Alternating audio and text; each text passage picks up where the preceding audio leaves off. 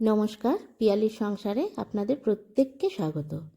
আজকে আমি পেঁয়াজকলি আলু পোস্ত রেসিপি নিয়ে চলে এসেছি।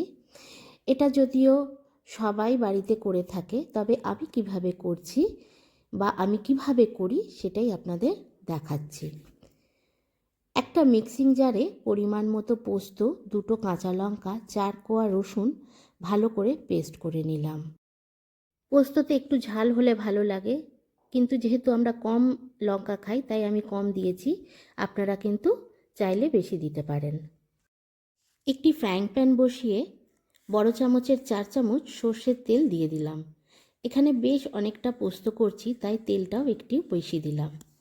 তেলটা গরম হয়ে গেলে আগে থেকে কেটে আর ধুয়ে রাখা পেঁয়াজগুলি দিয়ে দিলাম। এখানে বলে রাখি, আমি যেহেতু চন্দ্রমুখী আলুর পোস্ত করছি, তাই পেঁয়াজকলিটা আমি তেলে আগে দিলাম। কিন্তু যদি জ্যোতি আলুর করি তাহলে কিন্তু আলুটা আগে ভাজতে হবে।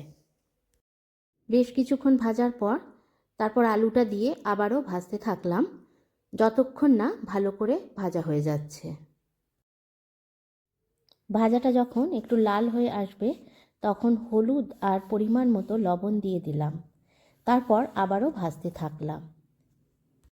আমার এই সব রেসিপি আপনাদের কেমন লাগছে অবশ্যই লাইক, শেয়ার আর কমেন্টসের মাধ্যমে জানাবেন। আর এই ছোট চ্যানেলটিকে এগিয়ে নিয়ে যেতে অবশ্যই সাবস্ক্রাইব করে দেবেন। ভালো করে ভাজা হয়ে গেলে বেটে রাখা পোস্ত, রসুন আর কাঁচা লঙ্কাটা দিয়ে দিলাম।